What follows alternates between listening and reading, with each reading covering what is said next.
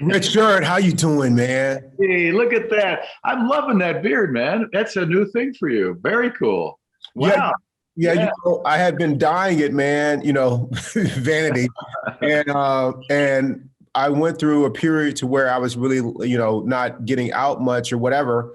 And obviously we were masked up so often that I hadn't dyed it in like a week and it came back full force.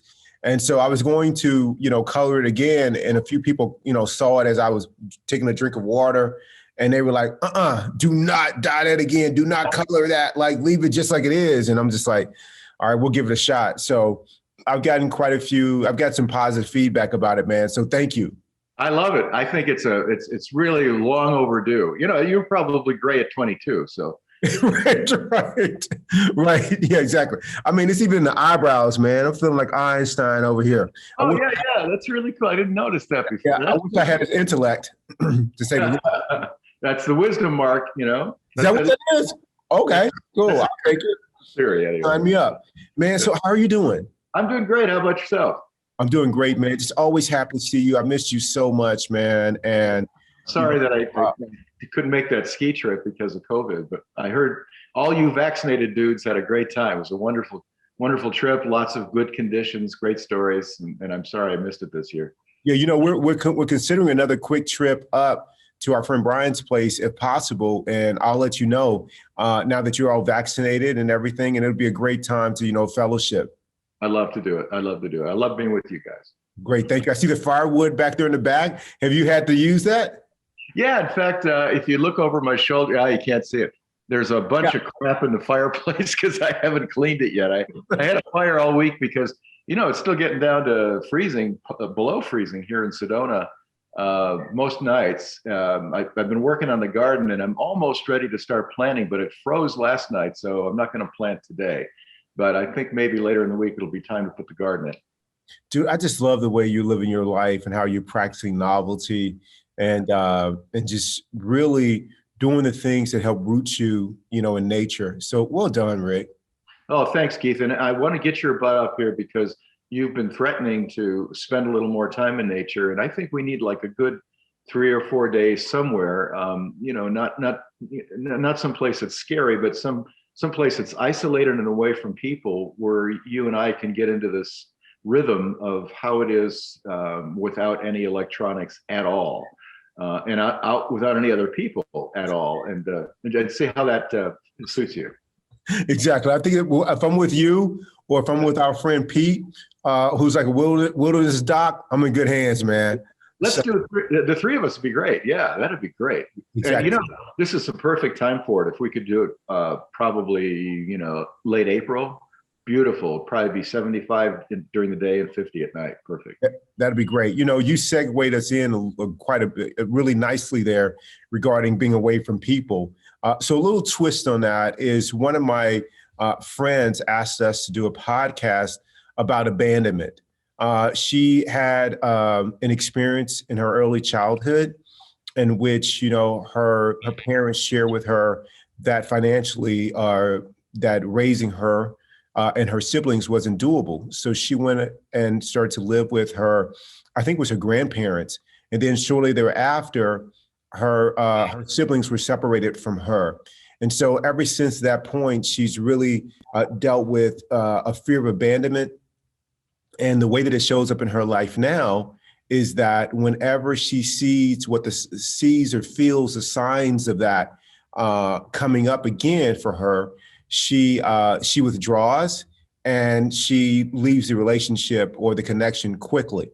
And even if it also shows up as a parent for her, and in that way, what happens is if one of her children is not invited or included in an event with other children, she takes it very personally. And she said even more so than her child does. So obviously that level of suffering can have an impact on your experience of life. And so I just want to throw that to you, Rick. Have you had an experience to where, you felt abandonment or you had a narrative that was consistent with being abandoned?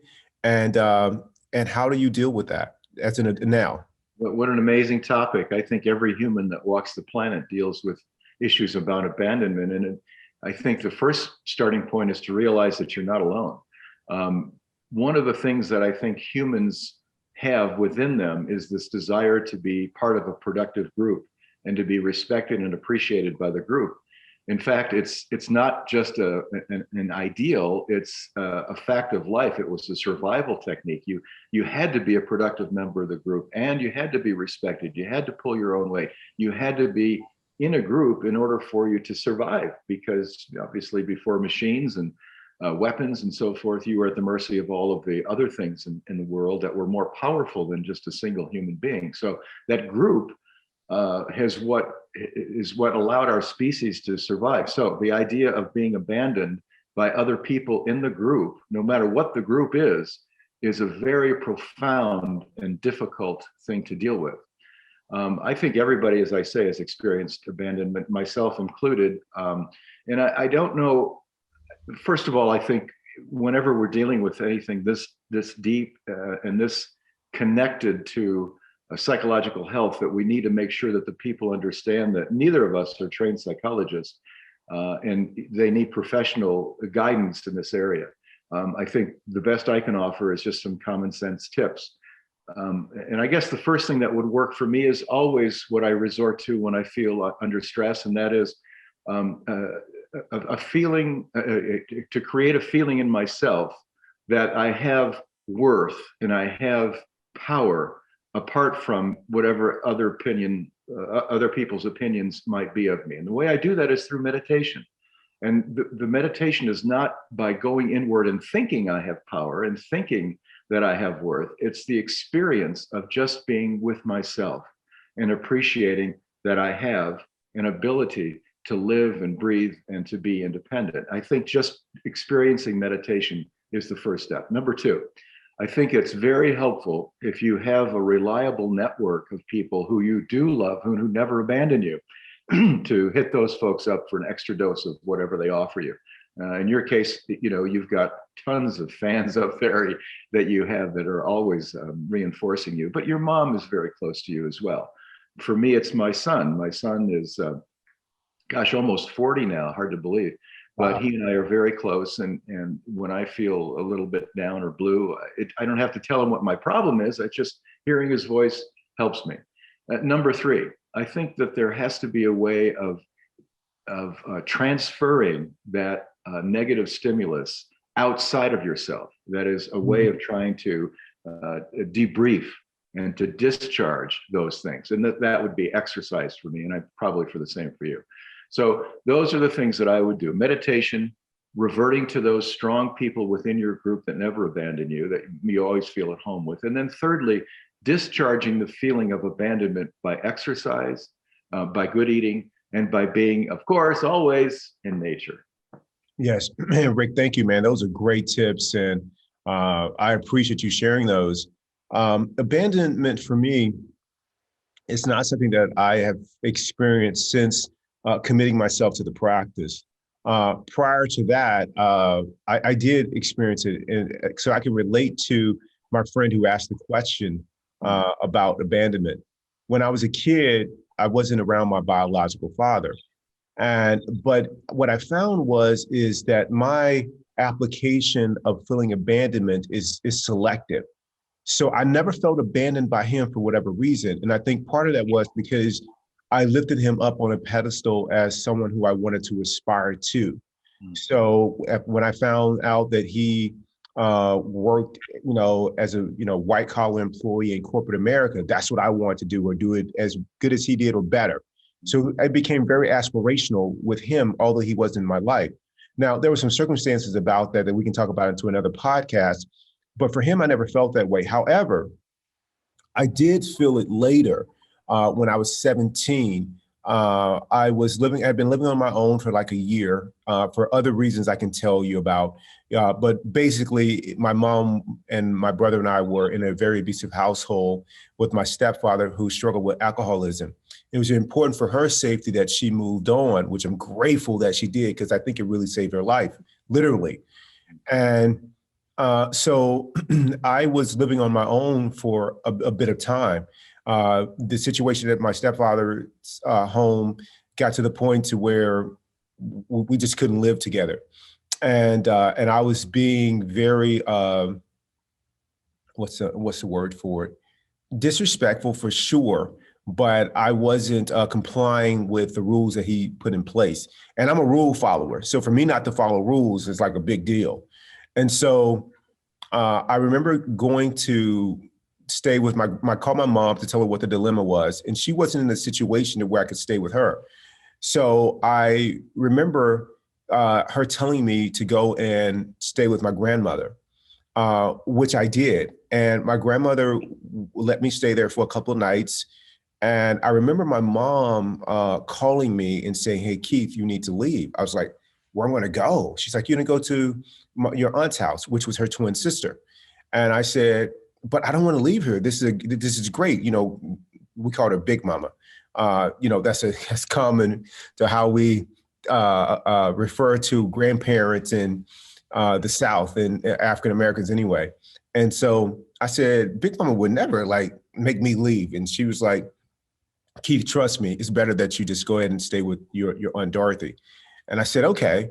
So I remember needing to get confirmation, but I remember thinking that my mom has this incorrect and I need to go and talk to my grandmother. So I went over to my grandmother's, I went downstairs to where my grandmother's bedroom was. And in the South, the respect for parents, man, is huge, man. And so, for example, you never interrupt two adults talking. Not even to say, "Excuse me," you staring somewhere off in the distance, and if they happen to see you peripherally and acknowledge you, then maybe you'll get an audience. But other than that, you can be there for hours just waiting like a soldier. And so, and another thing is that you don't enter an adult's bedroom unless they ask you to. So I'm standing by the door, knowing not to cross the threshold to go into my grandmother's bedroom.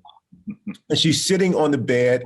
And so I'm facing you right now. And she's sitting across, but she's looking out the window. So her back is to me and she's sitting on the bed.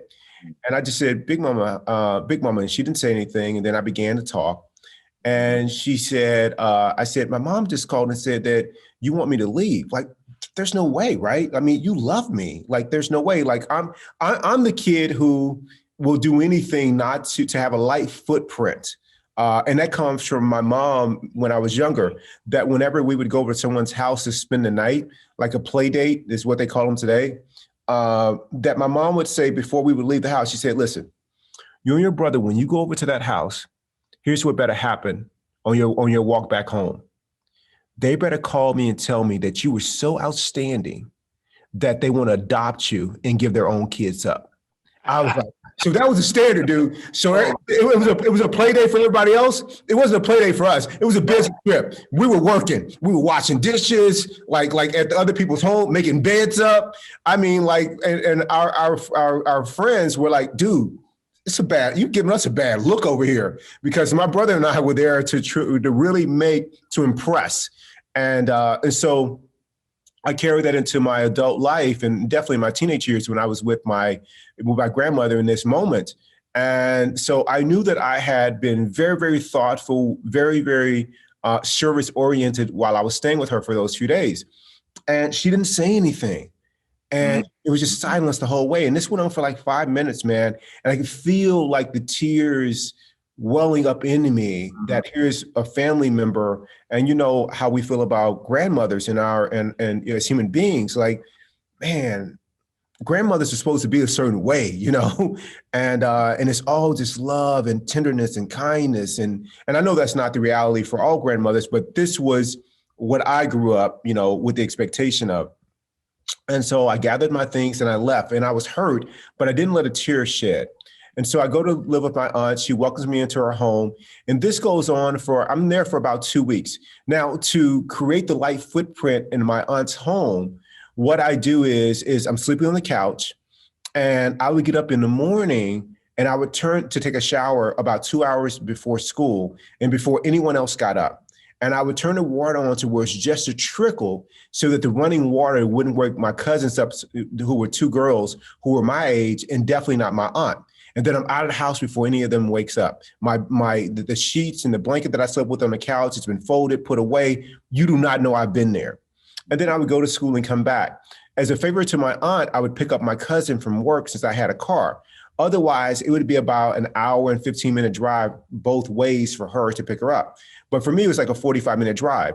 I would get off work about 2.5 hours before my cousin. I would go wait in the parking lot until she finished working, bring her home. Again, my way of saying thank you for opening your home and giving me shelter during this time of need.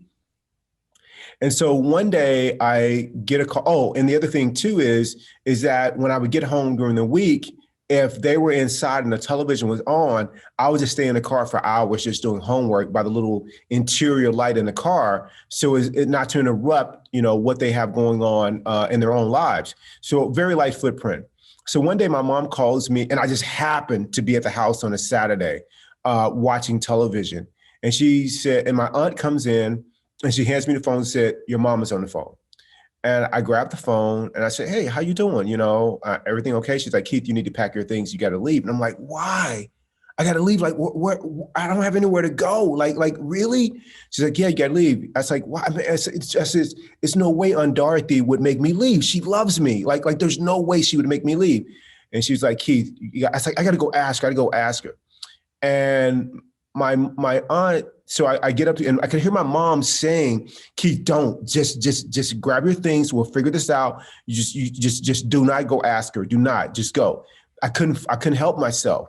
And so I walked to her bedroom door very similarly like I did with my grandmother, not entering her room. She's sitting on the bed, facing away the same way. And I just started saying, Aunt Dorothy, like, please tell me you're not making me leave. Please tell me my mom is wrong. Mom is wrong. Like, please tell me. And tears this time are coming down my eyes because my grandmother, I was like, well, she's older, but this is my aunt. Like, I grew up around her, looking up to her. So I'm like, please tell me that I don't have to go. I don't have anywhere to go. I don't have anywhere to go. So my aunt stands up, she walks to the door, and she just closes the door. Oh my gosh. And I'm just crying. Oh, and at the same time as this pain is welling up into me and I'm crying, not far behind it is coming up with, I will never trust another person. I will never, ever let myself be so vulnerable that I could be let down or hurt again. And from that point on, I started living that way, man. And up until the practice, all my relationships had that narrative somewhere in the background that I never let my relationships get too close to where I was dependent on you. Hence, living with somebody else. Hence, really, really investing in a relationship on that really, really deep, vulnerable level. The practice changed all of that for me. But before that, I never let people see in a relationship, see my weaknesses, definitely see the vulnerabilities in terms of you might leave me and things like that. It was, I just never let myself get that close. And what I didn't understand then that I understand now, because my mom has explained it to me, is that it had absolutely nothing to do with me. It was something between her and my aunt. My aunt had this feeling that these are your children. You should, they should be with you, period. My aunt wasn't considering the circumstances or really acknowledging the abuse that we came from, and it was just not tenable. And I think that's a lot of times that children are punished because of something, or they're caught in the crosshairs because there's this rift between two adults to where one doesn't agree with how the other person is living. Now, obviously, there are a ton of adults who take in children that are not their own in the family and really give them a safe place to land and nurture them. But there's this other group of people that don't, because they think that the parent is not being responsible for whatever reason. And I didn't feel that in this case. But that feeling of abandonment stayed with me in my relationships. And what was interesting is that in my friendships, I was close and vulnerable, but because I felt like I could be okay if something happened and we went separate ways. Yeah. When it comes to a relationship with a partner, to me, I had a different narrative that this is the one that is ride or die. We're together forever, and we will never leave each other. You're controlling the investment, when you're dealing When you're Yes. dealing with friends, it's more take it or leave it kind of thing. When you're dealing with a significant other, there's a heart pull, there's a soul connection, there's Yes. so much of a depth that it's out of your control, and that's what's scary. Two things. Exactly. First of all, thank you for sharing that. That's just an unbelievable experience to be double hit by two women in your life who were, you thought, your saviors and people who loved you and would do anything for you, and that turned out to be false in your mind. Two things come up. Number one is, I think all of the major problems that humans suffer from are self-imposed, as you just described.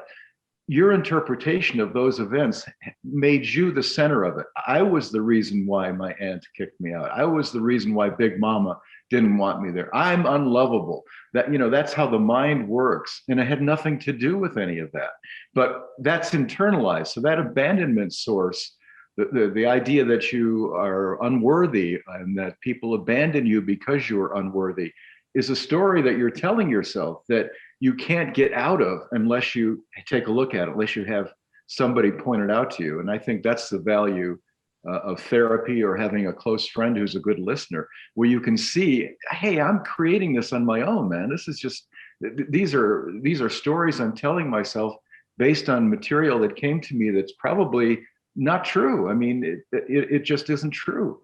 That's number one. And then number two, I think, is the idea that when you say the practice has ended your suffering in this area, I think it's helpful, Keith, when you're dealing with people who are, I know you're a coach, and who are looking to you to get some help, is to have sort of a shorthand 2-paragraph description of what the practice is. What do those things involve? So that a person who has experienced abandonment can say, well, this worked for Keith.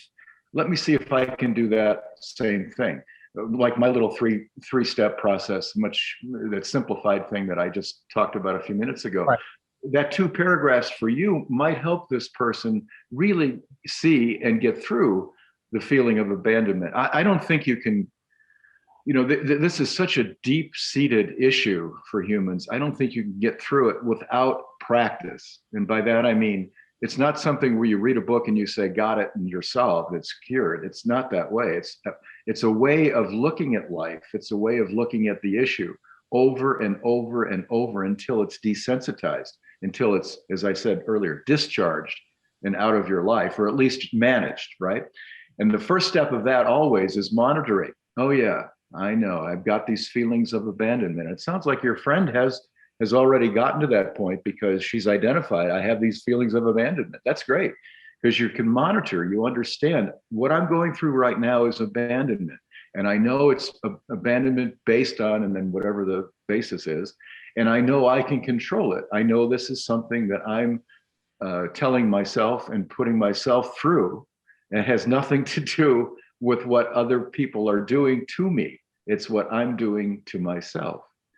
That's a very difficult realization, because we're always thinking, if people went away, the world were without people, I'd be fine.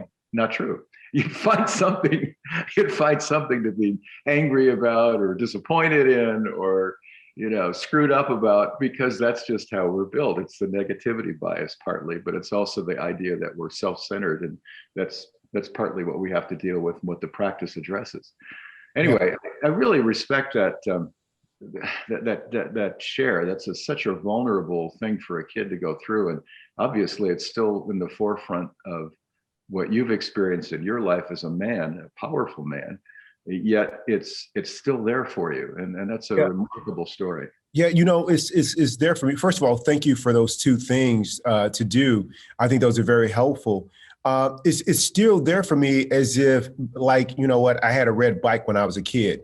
It's not, like it has no power over me. Well, that's great. Or anything, and that's because of the practice. And for those who might be interested in what the practice is that we've done several podcasts on them, and one of them is in the title has a practice.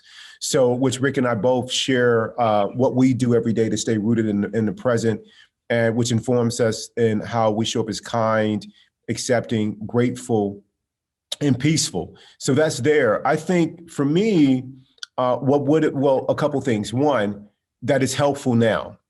The thing that is helpful now is that realizing and bringing that awareness that it's a narrative.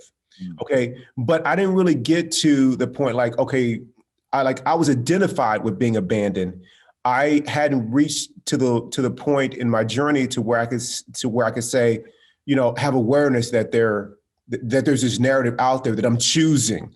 Like there's these events that happen, like my grandmother, my aunt did this, and then I made it mean this, and that I'm choosing this narrative. I couldn't separate myself from it. Yeah. I was the narrative.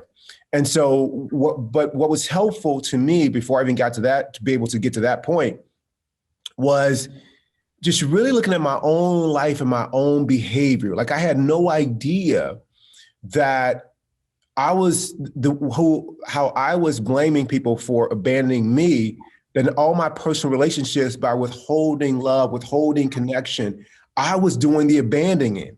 You know what I'm saying? Like I was doing it to others. Like I had no idea I was doing that. Not returning phone calls, getting invites, not responding, inviting other people, not including people. I was doing that left and right. Had no clue. Like no clue I was doing that. So once I became aware that I was abandoning others, unconsciously, without knowing. Once I became aware of that, like, guess what? I wanted a little context. Like, it wasn't on purpose that I abandoned you. So here I am. I want a little grace for me. I want a little grace for my actions. That's right. So I wasn't aware of it. And then not only that, like, hey, listen, I was going through a rough patch in my life at that point. Like I didn't have the capacity to show up for you in a certain way. So it wasn't, so although it may look like abandonment, I was just doing the best that I could at that point. And so once I realized that I would like a little grace and compassion for people to see that it wasn't intentional, or two, I wanted people to also see that, hey, give me a little bit of grace because I'm going through a rough patch. If I wanted that for myself, I had to extend that to others. And so I was able to go back to my grandmother, travel back, figuratively back to that time when I was, 17 and I'm at her door. And I was able to join my 17-year-old self and put my arm around her. Man, you see what's happening right here? Dude, she's at a different place in her journey. Like have some grace and some compassion, like see it differently. And then I was able to go to my aunt, and just before my aunt was closing the door and the tears were welling up, the adult Keith, who's got the benefit of the practice, put his arm around 17-year-old Keith, who's breaking inside and creating this narrative, to just hold the door for just a second, hug my aunt and say, oh man, I get this. This is between you and my mom. And, this is how it's playing out. Hey, I totally get it. Like, there's no blame here. We'll make it through this. Like, but I didn't have anybody first of all, I didn't have the language to articulate what I was feeling and what was going on. And secondly, I didn't have anyone around me to share this with, so they could say, hey, listen, here's an experience that I had that may be similar to that can inform how you might look at the situation, as well as how you may, deal with it moving forward. You can create a completely different narrative, as well as if you have other people or children in your life, this is how you can make sure that you don't project your experience onto them and then they complete this whole cycle. Like now, through our podcast, hopefully this is resonating with some folks with what we shared who may be going through something very, very similarly.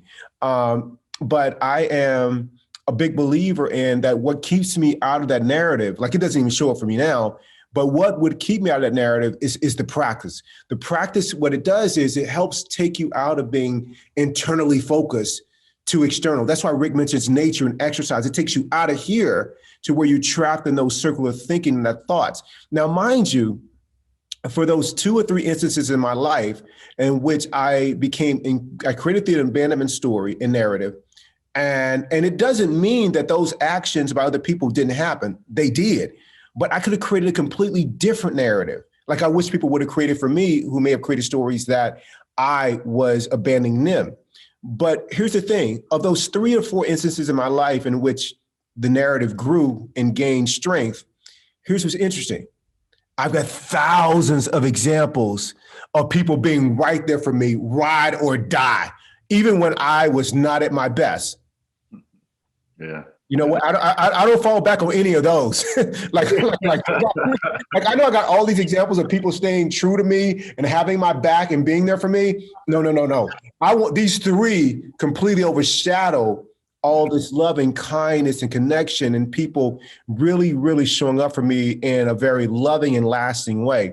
So just being aware that that's how the ego goes. And it's helpful to have, like you said, Rick, this circle of friends or this social network that can keep you aware of the narrative and how disempowering it is and causing suffering. Yeah, that's so true, Keith. You know, if we have really great parents early on, our parents are always reminding us of good things that we've done and giving us praise. If we have terrible parents, it doesn't happen so much.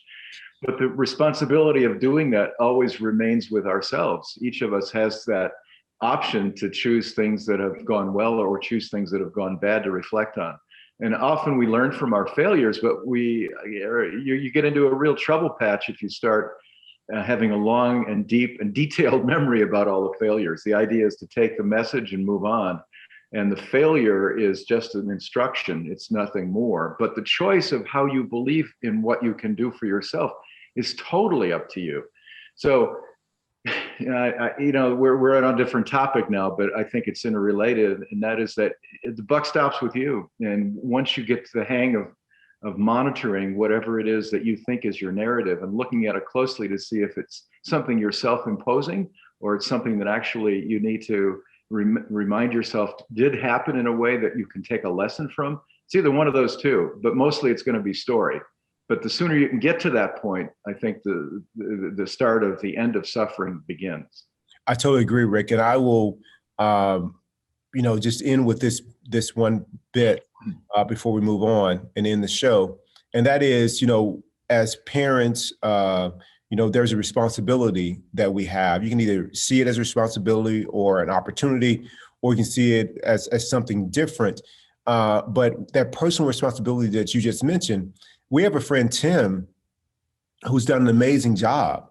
Like, he was divorced, not at his choosing, and the mother of his children, passed away. And so there could have been the divorce could have created feelings of abandonment for him. And they did. And he worked through those, with a therapist, as well as talking to you and I on a regular basis. We were his circle of five, and that really helped him. But in addition to that, and we just reminded him that there was a narrative here and he could choose a different one, and he lived fully into that. But he also was very, very clear that he had a responsibility of how he showed up for his children so that they didn't experience those feelings of abandonment.